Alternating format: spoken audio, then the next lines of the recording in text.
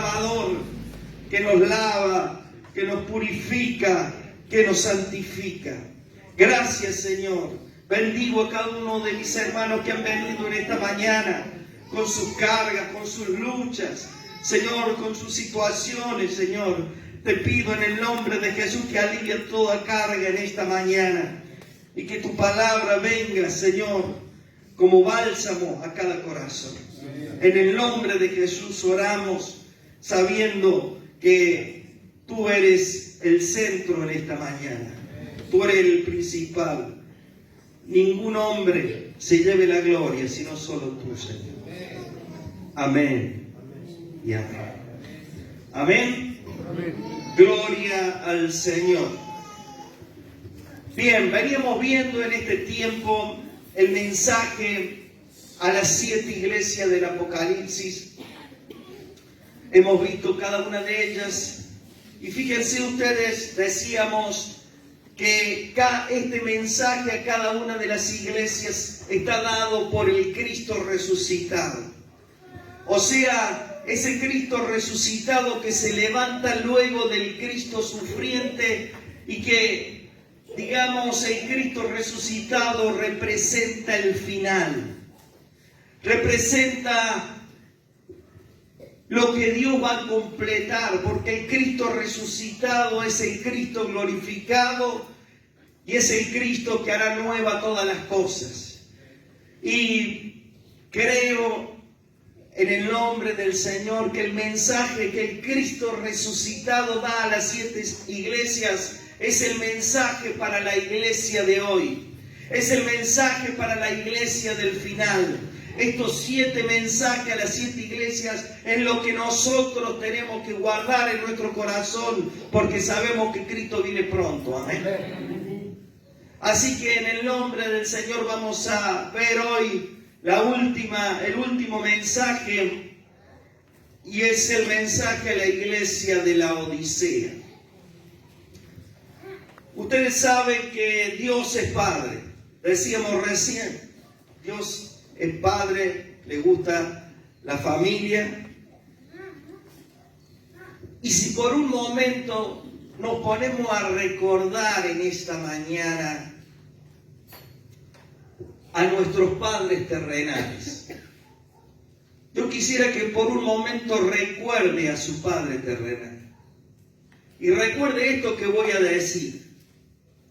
Una de las cosas que ellos no sabían decir. Ellos nos decían: no tires de la cuerda, no tires del hilo, porque la cuerda o el hilo se puede. ¿Se acuerdan? Eso lo decían mucho los padres a los hijos. Y significando con ello, queridos hermanos, que podíamos nosotros llegar a sufrir las consecuencias de nuestra desobediencia. Cuando los padres nos decían algo y nosotros hacíamos lo contrario. Todavía tengo la figura de mi madre corriéndome en una vereda con la varilla que venía porque yo me había ido y no sabía dónde estaba. Me estoy acordando de eso, cuando venía con la varilla. Y queridos hermanos, la mayoría de las veces los padres cumplían con esa advertencia que nos habían dado, ¿no es cierto? Entonces, yo quisiera que en esta mañana nos fijemos que con Dios nosotros podemos actuar de la misma manera que actuábamos con nuestros padres.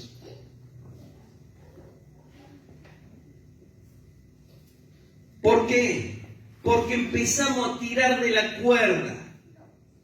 Comenzamos a tensar la cuerda que el Padre tiene, el Padre Celestial. Ustedes saben que Dios es muy compasivo. Ustedes saben que Dios es muy misericordioso con nosotros, a tal punto que nos enseña. Y fíjense que no solamente nos enseña, sino que nos repite las enseñanzas una y otra vez hasta que aprendamos. Pero muchas veces, queridos hermanos, nosotros abusamos de la bondad del Señor, ¿o no?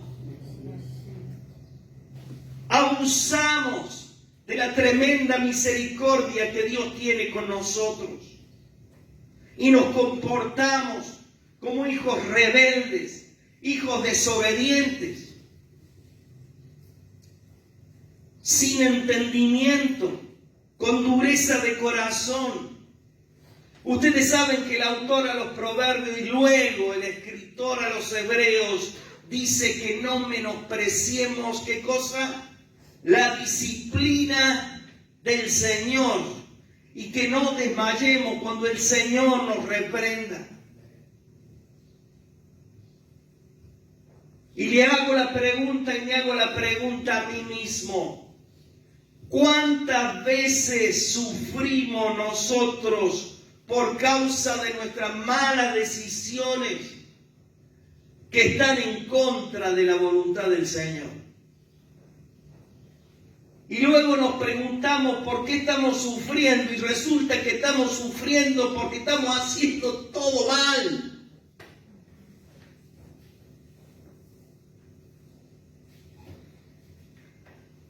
Queridos hermanos, tenemos que tener cuidado con tener en poco la palabra del Señor. Tenemos que tener cuidado con mantener un corazón rebelde. Hoy quería que viéramos este último mensaje a las 7 iglesias, y es el mensaje a la iglesia de la Odisea. Y que hoy, por el Espíritu Santo, este mensaje el Señor nos habla a nosotros. ¿Cuánto lo creen? Por eso el título de hoy es lo que a Dios no le gusta: la tibieza y la indiferencia. Lo que a Dios no le gusta: la tibieza y la indiferencia, basado en este mensaje a la iglesia de la Odisea. Y leemos entonces capítulo 3, versículo 14 al 22 del libro de Apocalipsis. Dice lo siguiente: y escribe al ángel de la iglesia en la Odisea: he aquí el amén, el testigo fiel y verdadero, el principio de la creación de Dios, dice esto: yo conozco tus obras, que ni eres frío ni caliente. Ojalá fuese frío o caliente, pero por cuanto eres tibio y no frío ni caliente, te vomitaré de mi boca. Porque tú dices: yo soy rico y me he enriquecido, y de ninguna cosa tengo necesidad. Y no sabes que tú eres un desventurado, miserable, pobre, ciego y desnudo. Por tanto, yo te aconsejo que de mí compres oro refinado en fuego, para que seas rico, y vestiduras blancas para vestirte, y que no se descubra la vergüenza de tu desnudez, y unge tus ojos con colirio, para que veas. Yo reprendo y castigo a todos los que amo. Sé pues celoso y arrepiéntete. He aquí yo estoy a la puerta y llamo. Si alguno oye mi voz y abre la puerta, entraré a él y cenaré con él, y él conmigo. Al que venciere le daré que se siente conmigo en mi trono, así como yo he vencido y me he sentado con mi Padre en su trono. El que tiene oído, oiga lo que el Espíritu dice a la iglesia, a las iglesias. Que Dios bendiga su palabra. Palabra dura, ¿no es cierto?, para esta congregación de la Odisea. Fijémonos que no hay nada de alabanza acá. Que no hay nada de alabanza. Pero es bueno que veamos, ¿no es cierto?, lo que la palabra nos dice.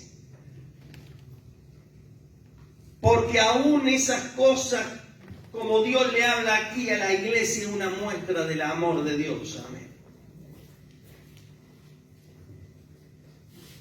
Y comienza el mensaje diciendo: escribe al ángel de la iglesia en la Odisea.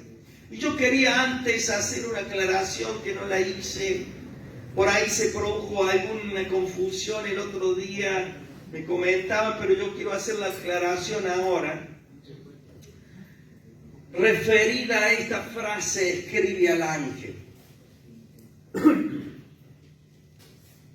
El vocablo griego para ángel es ángelos y significa solamente mensajero.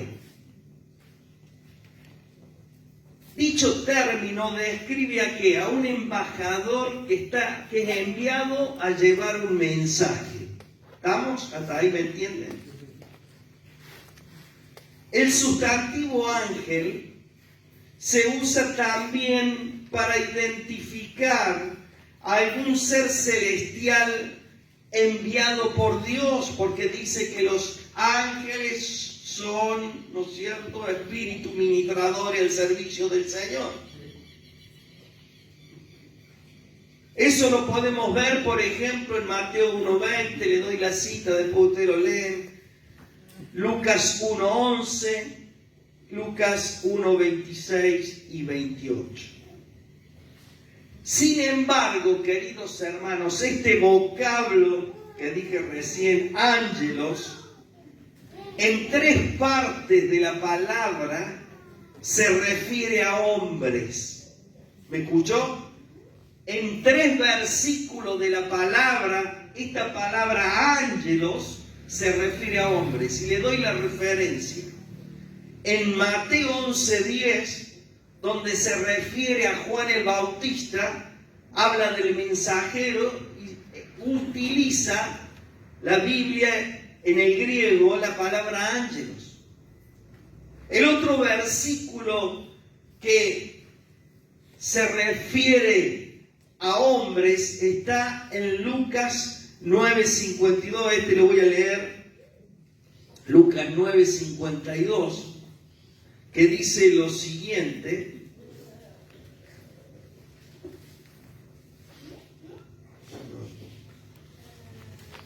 Lucas 9:52.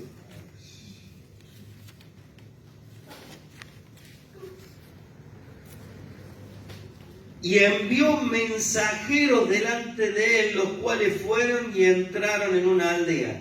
La palabra esa, mensajeros, está utilizando la palabra ángelos. Y por último, en Santiago capítulo 2:25, ahí también utiliza la palabra ángel para referirse a hombres. En el Santiago 2:25 dice: asimismo también Rahab la ramera no fue justificada por obras cuando recibió a los mensajeros. ¿Se acuerdan que eran los espías? Bueno, ahí también utiliza la palabra ángelos. Entonces, ¿por qué hago esta aclaración? Porque hubo una confusión de que la palabra ángelos se refiere a los seres celestiales solamente, pero yo quería mostrarles que había 3, por ejemplo, en 3 lugares donde esta palabra se utiliza para referirse a hombres. Entonces, probablemente, cuando el Cristo resucitado dice, escribe al ángel, probablemente se está refiriendo, ¿no es cierto?, a los pastores, a los encargados, a los que están representando a las congregaciones. ¿Se dan cuenta? Entonces quería hacer esta aclaración porque por ahí hubo una confusión, pero como los ángeles no son seres celestiales, pero yo quería mostrarle en la palabra que también se usa para hombres. ¿Amén? ¿Está aclarado? Bueno, continuamos. La ciudad de la Odisea. La Odisea fue fundada por el rey Antíoco II que le puso el nombre de la Odisea en honor a su esposa por allá por el año 261 antes de Cristo, más o menos. La Odisea estaba ubicada a unos 80 kilómetros de Filadelfia y a unos 190 kilómetros de Esmirna. Vieron que están por ahí, por el Asia Menor, están las 7 iglesias a las cuales va dirigido el mensaje de Apocalipsis. Durante el Imperio Romano, la Odisea se convirtió en una ciudad muy rica. Ellos allí en su zona tenían ricos pastos que servían para la crianza de ovejas, y esto ayudaba al comercio, ¿no es cierto?, de la ciudad, la cual, como decía, se había convertido en una ciudad rica. Aparte, en la Odisea funcionaba una escuela de medicina, pero que había sido establecida en conexión con el culto a un dios, el dios Mencarón. Este dios se consideraba que era un dios sanador.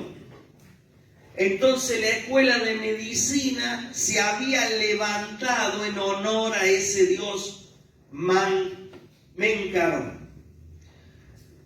Los maestros de dicha escuela, ¿no es cierto?, llegaron a producir un ungüento que tenía propiedades para sanar problemas en los oídos y problemas en los ojos. ¿Qué otra cosa podemos decir de la Odisea? Que la iglesia de la Odisea fue fundada probablemente por un discípulo de Pablo. Recordemos que Pablo permaneció en Éfeso 3 años, ¿no es cierto? Y de allí él salió con su ministerio misionero, y aparentemente el fundador de la iglesia de la Odisea fue Epafras. Lo que no vemos en la Biblia es que la Odisea haya sufrido,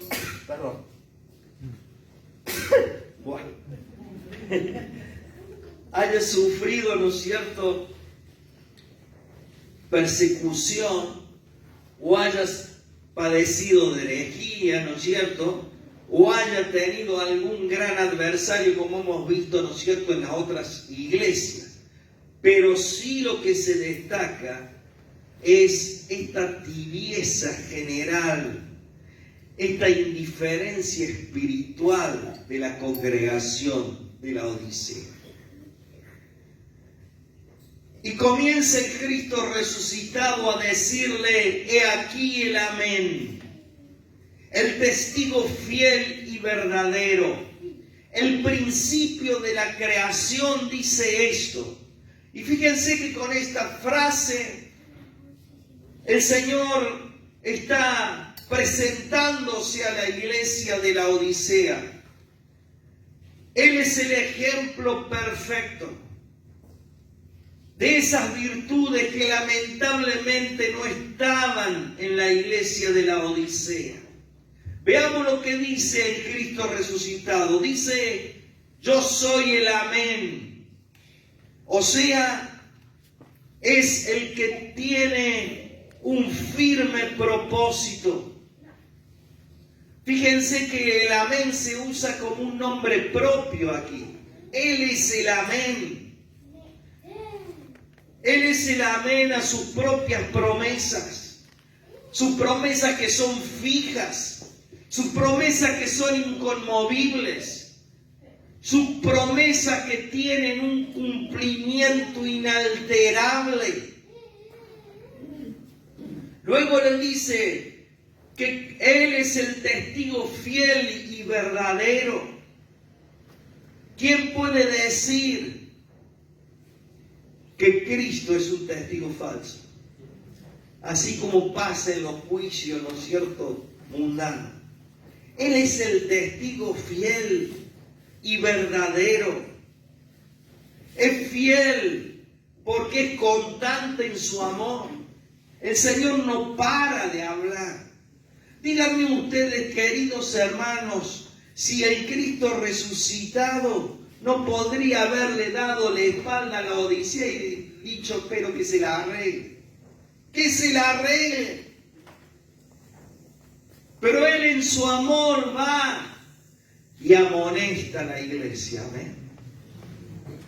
Y hoy por el Espíritu Santo, el Señor quiere decirnos a nosotros que muchas veces Él nos amonesta porque nos ama. Amén. Que padecemos muchas veces porque nos ama. Que sufrimos muchas veces porque nos ama. Porque si todo no fuera bien, queridos hermanos, no sé dónde estaríamos ahora. Sin Dios y sin esperanza en este mundo. Luego dice que es el verdadero, porque Cristo es genuino en su persona. No hay hipocresía en Él. Él hace lo que ha prometido. Luego le dice que Él es el principio de la creación de Dios. Y ojo con esto, porque hay una mala enseñanza de los mormones y de los testigos de Jehová, que a través de este versículo ellos dicen que Cristo ha sido creado. Cuando Él dice es el principio de la creación, no se refiere a que Cristo ha sido creado, queridos hermanos. Tengamos cuidado.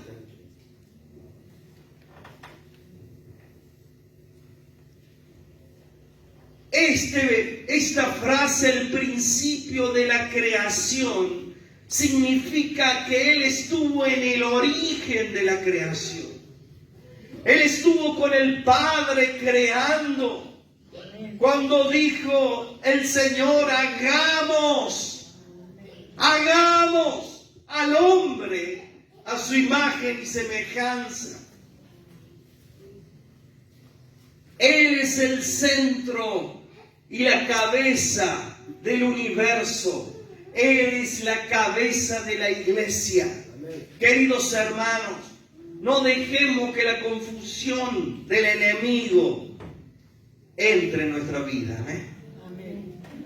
Luego le dice el Señor directamente a la iglesia, yo conozco tus obras, que ni eres frío ni eres caliente.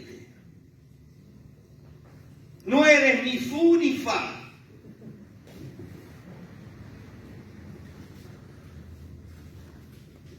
Fíjense que el Señor está escudriñando las obras de los hermanos de la Odisea. Y en esta mañana el Señor está escudriñando tu corazón. El Espíritu Santo está escudriñando tus obras. Él está mirando en esta mañana tu corazón. Así como lo hace con la iglesia de la Odisea. Y el Señor, cuando mira el corazón de la Odisea, que ve tibieza. La tibieza, queridos hermanos, tiene que ver con la indiferencia. La indiferencia a lo que el Señor le está hablando. La indiferencia a los consejos que Dios le está diciendo. No vaya por acá, y Él va. No vaya por allá, y Él va.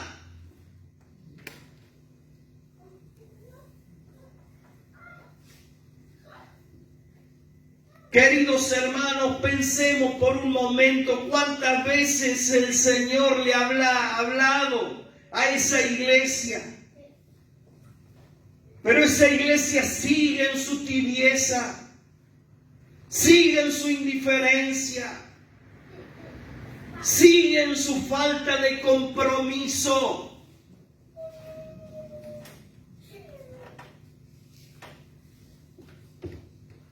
Y queridos hermanos, Por el Espíritu Santo el Señor nos habla en esta mañana para que nos examinemos a cada uno de nosotros. Amén. ¿Cuántas veces nos habrá hablado el Señor? ¿Qué le hemos respondido? ¿Le hemos obedecido o pasamos de largo esa palabra? ¿O seguimos viviendo en la indiferencia y en la tibieza de la Odisea? Fíjense ustedes que el calificativo tibio sugiere que hubo en un tiempo que los hermanos eran calientes, por eso se fue entibiando, se fue enfriando un poco.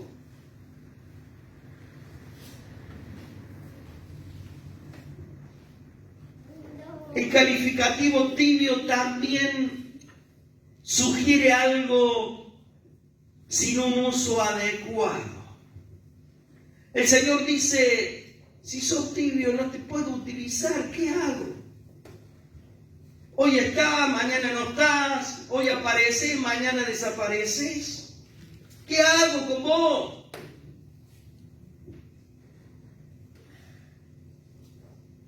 Sin eficacia.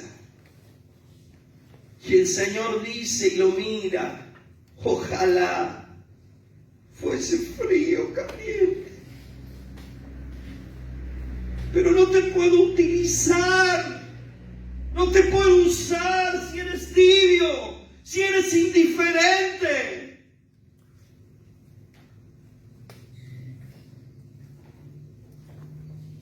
Desearía, dice el Señor, que fuera frío o que fuera caliente, que te defina de una vez. Queridos hermanos, una de las cosas que hace la indiferencia y la tibieza en nuestras vidas es que nos hace perder la sensibilidad espiritual. Ya no oramos como orábamos, ya no clamábamos como clamábamos, no clamamos ahora como clamábamos antes, ya no leemos la palabra con amor, con el deseo de que Dios me dé una palabra, porque en este mundo, queridos hermanos, necesitamos dirección, y la dirección la da la palabra de Dios. Amén.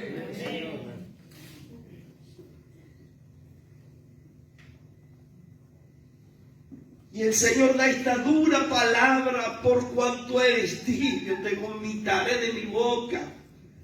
¿A cuánto le gusta estar al lado del vómito de ustedes? Cuando ustedes vomitan, ¿a cuánto le gusta? A mí no me da ni sentir el aroma del vómito.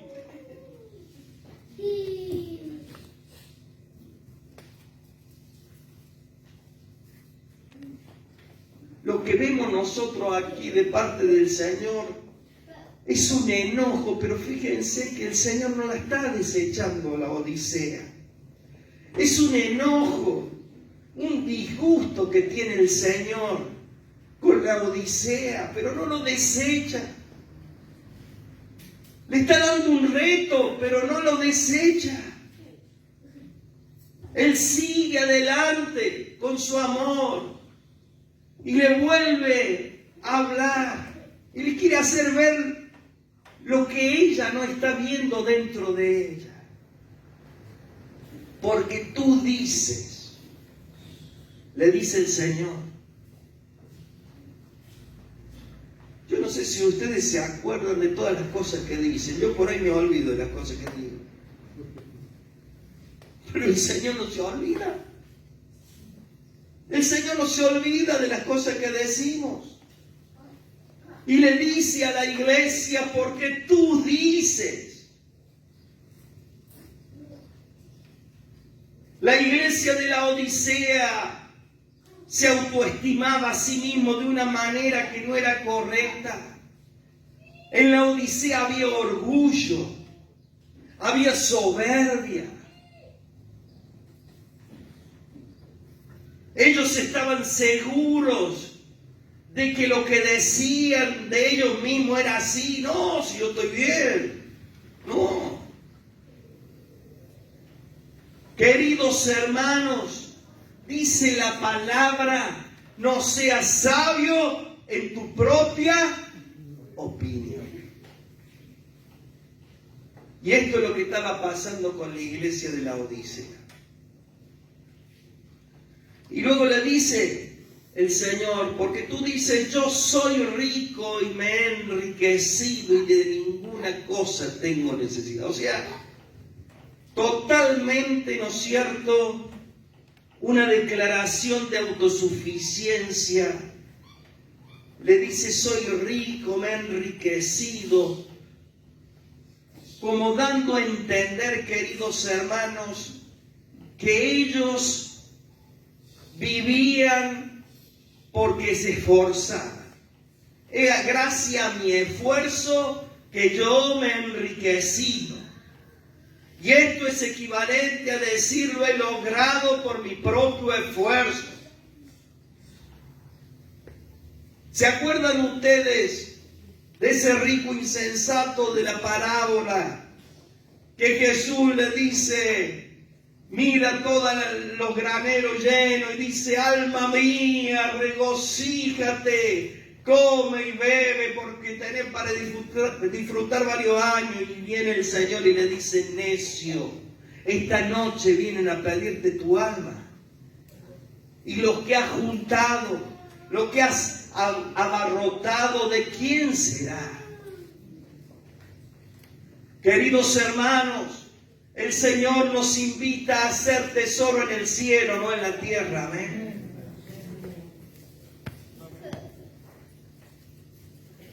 La iglesia de la Odisea era autosuficiente, abundaba en intelectualidad, pero espiritualmente, queridos hermanos, estaba muerta.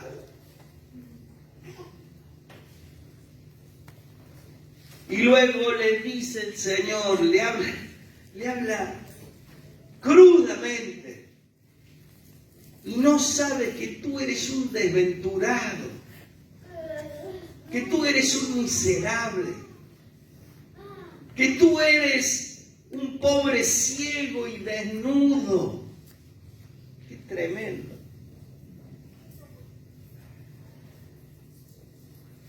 Yo no sé lo que haría si Dios me hablara así, queridos hermanos. Hay un hueco en la tierra y la meto la cabeza dentro de la tierra. Porque no soportaría las palabras tan duras que el Señor le da aquí a la Odisea. Desventurado, miserable. Que tu Padre te diga así, tu Padre celestial.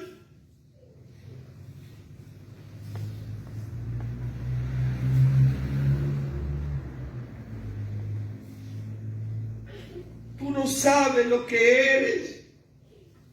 Pero el Señor le tiene que hablar así. ¿Saben por qué? Porque la iglesia de la Odisea no se estaba viendo para adentro.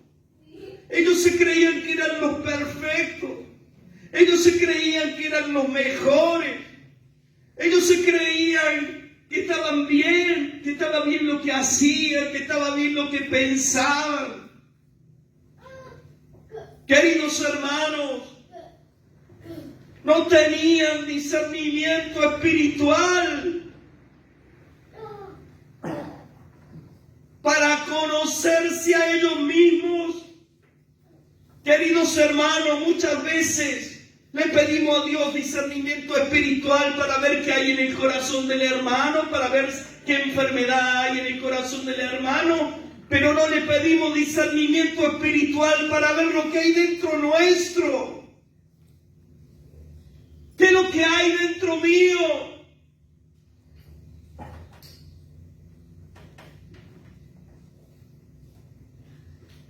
La indiferencia y la tibieza, queridos hermanos, lo había cegado a los hermanos de la Odisea.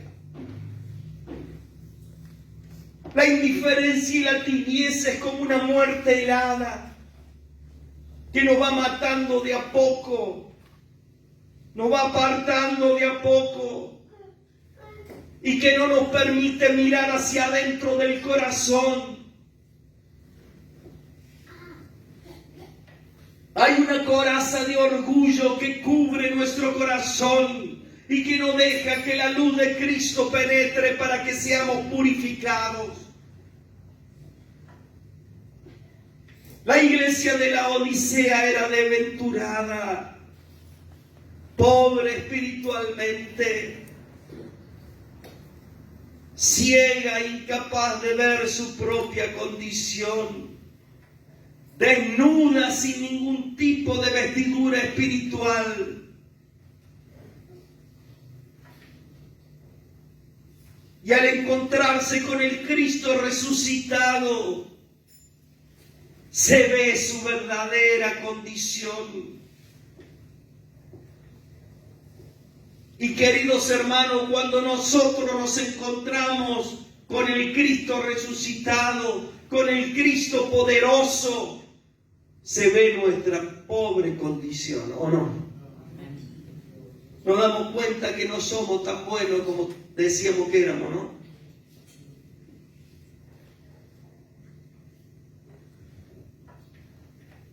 Por tanto, le dice el Señor y le sigue hablando con amor, te aconsejo, no te mando, no te ordeno, te aconsejo, le dice, que compres de mí oro refinado en fuego. La Odisea necesitaba ser corregida, pero el Señor usa su método, que es el consejo.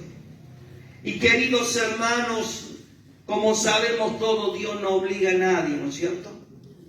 Estamos seguros de eso. Dios no obliga a nadie. Él nos aconseja con amor. Pone delante nuestro la vida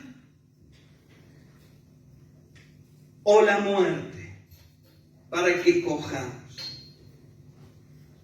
Sus consejos, como sabemos, son vida, amén. Y nuestras desobediencias nos llevan a la muerte. La pregunta hoy por el Espíritu Santo es: ¿qué vamos a hacer nosotros? ¿Qué vamos a escoger? ¿La vida o la muerte?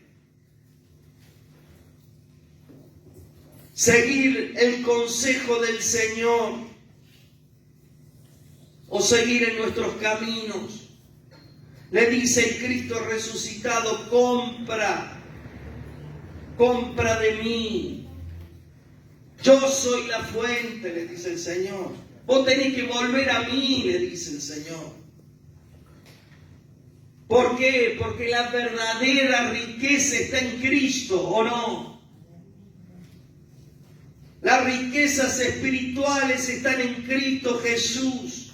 Y le dice: compra oro refinado en fuego, le dice. Ustedes saben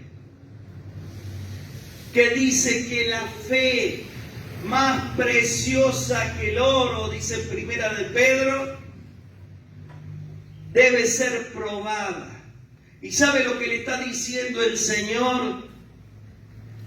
Vuelve a llenarte de fe, iglesia. Vuelve a llenarte de la fe, que es lo que te va a enriquecer. El oro refinado en el fuego, la fe. ¿Por qué? Porque ellos habían confiado en ellos mismos.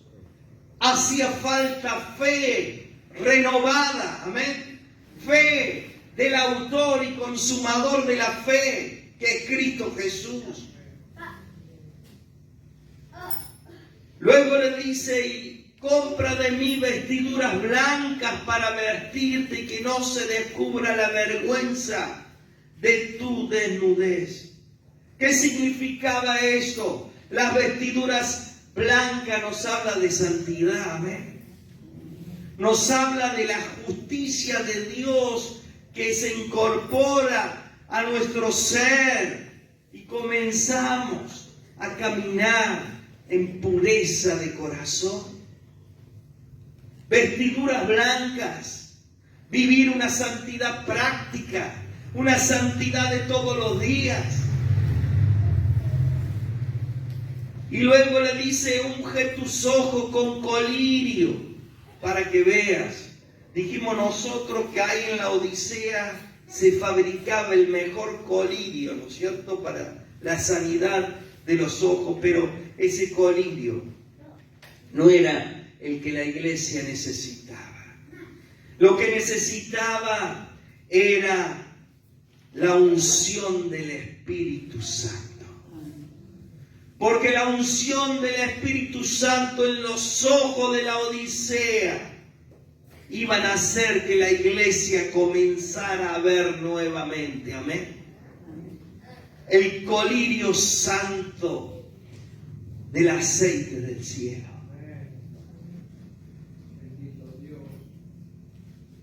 Y luego termina el Señor diciéndole, yo reprendo y castigo ¿a quién? A todos los que amo. Sé celoso y arrepiéntete. Y le dice, estoy a la puerta. Estoy a la puerta y llamo. Queridos hermanos, el Señor es tan amoroso que está a la puerta de la iglesia de la Odisea. Él, como el Señor del universo, no podría haberse dado media vuelta y me voy y la dejo a la iglesia y que haga su vida. El Señor se queda en la puerta, esperando que la Odisea le abra. Queridos hermanos, muchas veces no entendemos y nos enojamos con el Señor por las cosas que nos pasan. Pero aquí el Señor dice que Él permite todas las cosas por amor a sus hijos. El padre que ama a su hijo de verdad no vacila en disciplinarlo. Amén.